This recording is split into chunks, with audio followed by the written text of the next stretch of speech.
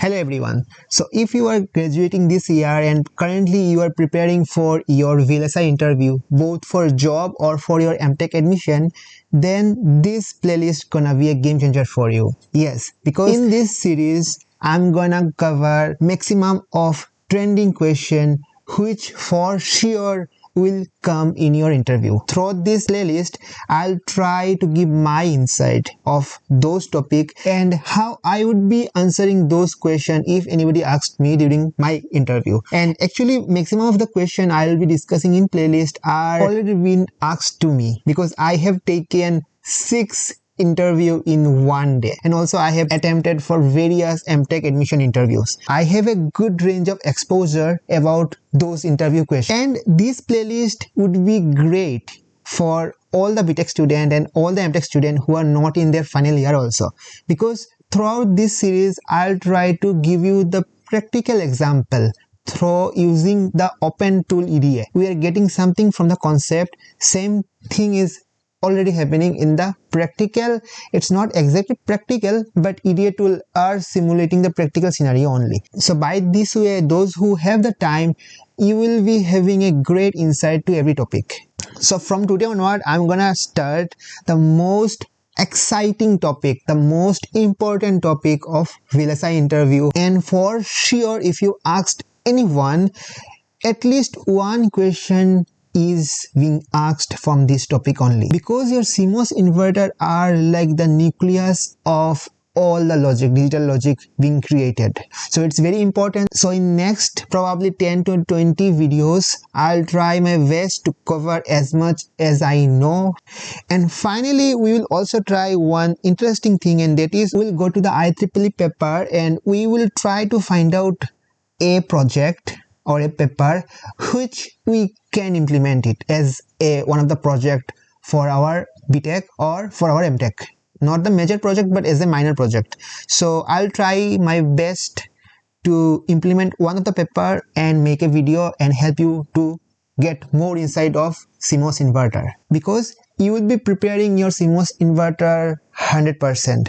So your CV should have a keyword of CMOS inverter, and that keyword could easily be inserted if you have done one project. So you can tell I have done one project in CMOS inverter, and from there on they will keep on asking you questions from CMOS inverter only. And as we have already prepared the CMOS inverter, it will be great. But this doesn't mean this series will only deal with CMOS inverter only. We will also take some other topics also, which you can suggest me in the comment section like next topic. So if you are excited as me for these topics, then I hope you can click the like button right now, and let's get started. So see, there are actually not many prerequisites, because I will try my best to bring anything from the basic level to the top level, but still you should have seen your MOSFET at least once in lifetime. Like you should have known the structure, how a MOSFET was built, how many terminals are there. So those things are needed for taking this video lectures. And also you need to have pretty good understanding of your Ohm's law, V is equal to IR, your KVL, your KCL. So if we see from outside, we can see this is our CMOS or a inverter. It is not, nobody is telling us that this is a CMOS inverter only. It is an inverter. We can implement it anyway using BJT, using MOS and MOS logic or anything. So this is called your symbol, right? And inside symbol we have the schematic. So if it is a CMOS inverter, then we will be having something like this.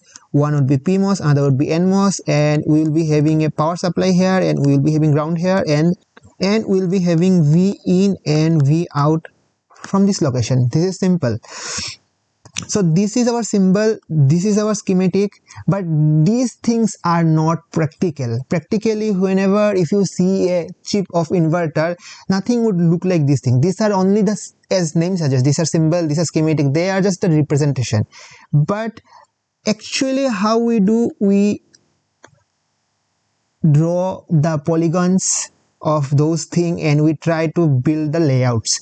So I'll try to give you all the exposures of how the layout are being built if time permits. But yeah, I have a great interest for layout because I'm a bakery engineer, so I'll try my best to give you some sense of layout also. So now one thing you can see from here, and which is the most common confusion among the students, and that is, this is your inverter, this is also my inverter, right? But here I can see I have only one terminal and two terminal. One is input, another is my output. But where is my power supply? So in general, in symbol, whenever we write, we don't explicitly mention our power supply. We need to have our VDD and the VS, ground supply. So explicitly don't mention it here. Anytime if you see some complex symbol, like I have a NAND gate, then I have a AND gate, and then here I am again having a AND gate. So every time you see a schematic which are built upon a symbol, every time we are actually ignoring this thing. Every symbol will have their power supply. Without power supply, CMOS or anything can't exist, or they can't operate. For example, if you know your op-amp also, op-amp something look like this, plus minus, op-amp also have some same rule. Like in symbol, we just ignore this power supply. So that thing you need to keep in your mind. If we just go back to our trending question, we can see we have the question for power supply somewhere. Yeah, power supply, right? So in this series, I'll try my best to give you a simple perspective by which you can see that how the power distribution is happening inside a CMOS inverter. So we'll try to answer each and every question here, and these are not all question are here. These are questions which I can remember from my side, like whichever question they have asked me. But I'll try my best to bring out more training question on CMOS inverter and explain them in front of you. And I'm promising I'll try my best to make at least 20 or at least 50 plus video on CMOS inverter only, and I'll try my best to bring your CMOS knowledge to the mastery level. I am also not a master of CMOS inverter, but I'll also learn with you and I'll try to make you to that position. This is my responsibility. And what is your responsibility is that you need to comment and like below this video, because this is the YouTube algorithm. By this only YouTube will push this to new people, which will benefit me also and that new people also. So that is the only task you need to do. So let's take the first question, and this is probably the most basic question, and if you fail to explain this one, all other question they will never ask you. So we need to answer this as specifically as possible. So working of CMOS inverter, you can say it is too simple. We have a inverter here. If we give 0, I'll get 1. If I give 1, I'll get 0. But how these things are happening, or probably we know, but we don't know the exact scenario. So if you know, it's great. Well, just comment it down and you can skip this video. But if you don't know, let's explain this thing. And one thing, see, the version of CMOS I'll be covering here, it's called your static. This is also very important term, because we have something called dynamic CMOS inverter also. So there could be a question in your interview, what does this static amplify here? Everything I'll take in this video series, so don't worry. If you know it, comment it down. It will help other. So see, this is your CMOS inverter, and I have a question here. And sorry, this is not the NMOS. Yeah, this could be one question. If I replace NMOS by PMOS and PMOS by NMOS, will it still be an inverter? Yes, it would be an inverter, but why don't we use it? So this is also an answer for the future video. If you know, you can answer it, you can explain it in the comment section, it's great. But if you don't know, don't worry, I'll explain everything. So let me correct it first. So this is our PMOS inverter, sorry, PMOS, and this is our NMOS. We have the V in here and we have the V out here. Perfect. Now see, if I tell you that here actually this PMOS is redundant. Like if I draw something like this, this is my NMOS, this is my in, and this is my out, and this is my VDD, then this circuit will also work as an inverter only, with only one NMOS. So why we are using an extra PMOS here? We should be designing something cost effective, right? If you know the answer, comment it down. If you don't know, I'll explain it in a later video. So and for your information, this is called NMOS logic. So actually before the implementation of CMOS technology, CMOS means complementary your MOS logic. Like we have a PMOS, we have a NMOS, they're complementing. So before the invention of CMOS technology, actually your chips are made on NMOS logic only. It have many drawbacks actually, otherwise we should be using this one probably, but it have many drawbacks which we'll be discussing. And for your curiosity, the Intel 4004, if I am not wrong, chip is made upon this NMOS logic only. So see, this is your CMOS inverter and how it works actually. So here the prerequisite is important, and the prerequisite is that you need to know your MOS operation. If you don't know, you can pause it here and you can just refer your book or some other video and then come back again here. Okay, so anytime we have a PMOS, right, and if I give a one logic here, so again you would be telling what does mean one logic. One logic could be anything, could be 10 volt, could be 15 volt, could be 20 volt or anything. This is just the high logic, and this is defined by the designer, by the architecture, right? Probably in your mobile phone, the chip you are using, probably 2 volt is a high logic and 0 volt would be a low logic. So I'm telling you 1 means the high voltage which we have defined. So if you give a 1, or probably let's see, 1 means here 5 volt. So if you give a 5 volt and your VDD supply are always on, if you just forgot to connect this VDD and this ground and you give anything here, you won't be getting any result for sure. So your VDD need to be there, and in our chip actually we have the rails of VDD and VSS, rails off, and those power every component of that chip. So by default we always have VDD and VSS, we don't worry about those things. And VDD and VSS are also defined by the process technology. So for now let's assume it's as a 5 volt and this is 0. Okay, so if you give a 5 volt here, what is happening? Just concentrate. Your PMOS would be off, and this is very much counterintuitive. We are giving something voltage but it getting turned off, and that thing will be clear if you know the operation of your MOSFET. That thing you need to cover, right? So if I give 5 volt here, then I can actually write this circuit simply as this. I have my VDD here, and then this is off. This is off in digital sense, it is cut off. In analog sense, there are many things. We can't say it is off, we need to predict it, it is in which region. In MOSFET we have defined region like saturation region, triad region. So in analog we need to think about those things, but in digital it is easy. Your MOSFET would be on or off. There is nothing in between. There is in between, and that we need to explain if question arrive, but not today. So for today our PMOS is off, so I am making a switch, I just cut it off, and here we have our NMOS. So NMOS would be on because I am giving a high voltage. So will it be a short here? The answer is no, it won't be a short, because anytime your NMOS is open, it behaves as a resistor. Again, this prerequisite will come from your MOS basic operation. So it could be like, we can just represent it using a resistor.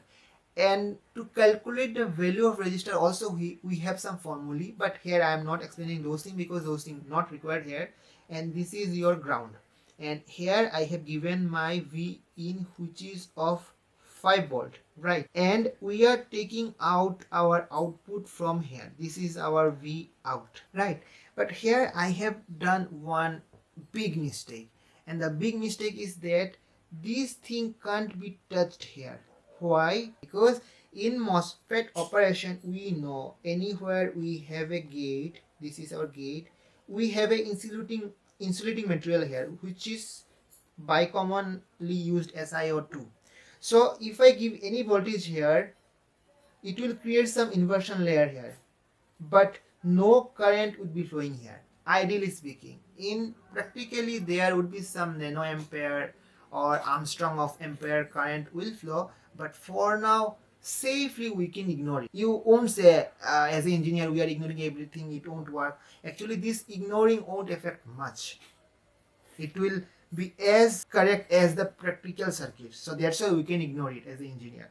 So this 5 volt is only used to turn on our NMOS or make our NMOS into a resistor, nothing else, its work is done. So for me I can safely remove it.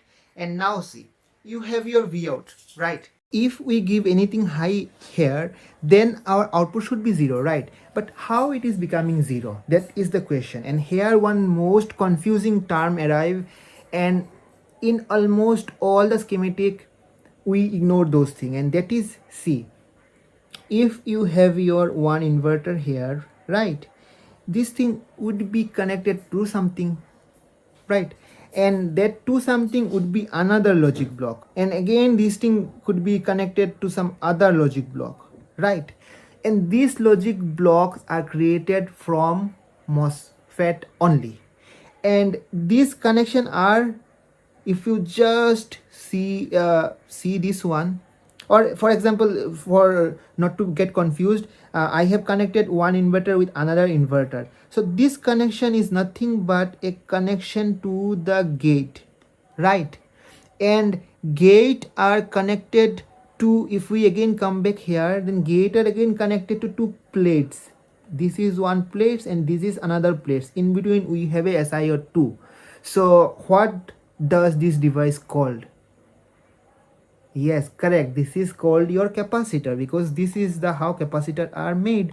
We have two plates and in between we have the dielectric. So we don't know what would be get connected followed by our gate, but we can for sure say that we will be having a capacitance like load here. Load means the thing which is followed. Is it a resistive connection or inductive connection? For sure it is not a resistive, because from the physical structure we can see that the gate of a MOSFET could represent a capacitor. So we, during our general schematic drawing, we just ignore it, but we actually have a capacitor here which get the charge. If it get charged to higher, then it will have a higher logic. If it get discharged to 0, then it will have a lower logic. So here we can, for sure we can draw a capacitor here, and in our main schematic also we can draw a capacitor here, because this is the part we don't know what will get connected here, but we know that anything will be connected will be a capacitance type of load. So if I have a capacitor here, and if I given the high voltage here which we had made my NMOS to a resistor, that means I have a path for this capacitor to get discharged through this resistor to the ground, because our capacitor have a tendency, or anything have a tendency to high potential to low potential, like current is flowing. So for example, if your capacitor is charged to 0 previously, then this 0 and this 0 are same, no current will be flowing. But by chance if your output was that high or the 5 voltage, then it got a connection here directly to a ground which is of 0, so current will flow. It will take some time, and that time will give you the propagation time, like from high to low, and that thing we need to calculate. For interview not so important, but for your knowledge you can, and we will try to calculate it, or we can try to show you through EDA tools, through simulations. But here you can know that in some significant amount of time this will get charged to 0. So this is your inverter. We have given a 5 volt and we are getting a 0 volt here. So this is great. We have explained clearly to our interviewer that how inverter is working, right? And this thing you can easily replicate for the other situation, other scenario. And what is your other scenario? And that is, we have given a 0 here. Again, it is a counterintuitive that if I give a 0 volt here, my PMOS will get on. This thing you need to clean and clear. Sometimes I also get doubt how this thing is happening. So for that you need to go to your physics syllabus or your semiconductor physics syllabus and just spend 30 minutes. You will be clean and clear how 0 will make your PMOS on. Okay, so if my PMOS will get on, it will be a register and this NMOS will get cut off, so I'll be getting a switch. And you can replicate the same scenario here. We'll be having output, we'll be having a capacitor here, and here I'm giving a 0. This thing is not connected, so no current is flowing, so I can just ignore it. And here I have the VDD. So just see here, we have a direct connection from VDD to the capacitor. You will say, so why not capacitor will discharge through this line to ground? This is not the way actually, because one plate is at higher potential, another plate at lower potential, so we have the capacitance. This plate for this plate can't discharge through this path. Okay, previously see our both of the plate, actually I have deleted that one. Previously what was the case, it was like this, we have a resistor here and that is also ground, so both the plate potentially have a connection to the ground, so that's why they can discharge. And this thing will be clear if you study your RLC circuit or the capacitor. But here you can see that yeah, one is connected to VDD, another is connected to ground, so it will have a direct part which can charge this plate up, right? If your capacitor was previously 0, then it will move to high potential, and if it is high, then okay, it will remain and at high. And what was our input? It was a low voltage or 0. So perfect, it is inverting our logic. And there are many other small points we need to reflect here, like working, like there could be many, like there could be 20-30 of many questions if interviewer want to ask. So in my next video, I'll try first to explain the question like NMOS logic, those things which we have taken today, and I will also bring out those small details which a interviewer could ask. So before I finish, again I have a request. I know viewer would be very less for this type of video. Nobody want to learn, they just want to get motivated to see how much I am earning and those things. But this thing actually make you a VLSI engineer. So if it is 100 views only, I would be very happy. But please, if you have seen till this position, this minutes, then don't forget to comment and let me know you are here. And also if you have not subscribed, no need, I don't know why you are not subscribing. I won't be asking you. So tata, bye bye, and see you in the next video.